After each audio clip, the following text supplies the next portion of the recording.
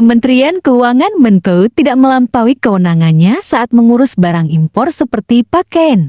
Yang terjadi adalah irisan wewenang jurisdictional intersection yang mutlak diperlukan dengan Kementerian Perdagangan Kemendak. Masalah muncul bukan karena tumpang tindih itu sendiri, tetapi jika koordinasi dan sinkronisasi kebijakan antar keduanya buruk. Perbedaan peran kunci. Untuk memahami ini, kita harus bedakan peran keduanya dalam proses impor. Kementerian Perdagangan Kemendak, si pembuat aturan regulator. Tugas, menentukan kebijakan perdagangan. Wewenang, menetapkan barang apa yang boleh atau tidak boleh diimpor, misalnya, melarang impor pakaian bekas dan apa syarat impornya, misal, harus ada persetujuan impor atau PI. Kementerian Keuangan Menko, si penjaga perbatasan dan pemungut pajak. Tugas, bertindak melalui Direktorat Jenderal Bea dan Cukai DJBC. Wewenang, fiskal,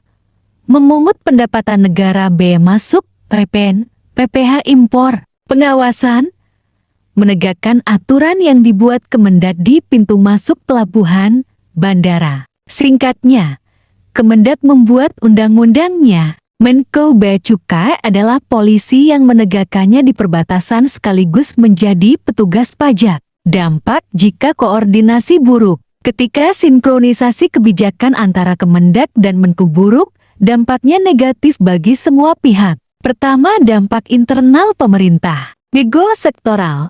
Masing-masing merasa kebijakannya paling penting kelancaran perdagangan via penerimaan negara atau pengawasan. Saling lempar tanggung jawab.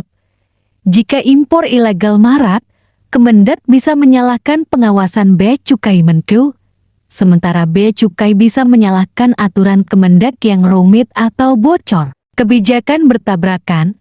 Contoh, Kemendak ingin barang cepat keluar untuk industri, tapi Menko memperlambat karena curiga ada manipulasi nilai barang untuk menghindari pajak. Kedua, dampak bagi masyarakat. Bagi pelaku usaha importir, ketidakpastian hukum, bingung mengikuti aturan mana yang prioritas, birokrasi rumit, harus mengurus izin di Kemendak, lalu menghadapi pemeriksaan yang mungkin berbeda interpretasi di Bea Cukai. Biaya logistik tinggi, barang tertahan lama di pelabuhan dwelling time, menyebabkan biaya penumpukan yang mahal. Bagi konsumen, harga barang lebih mahal.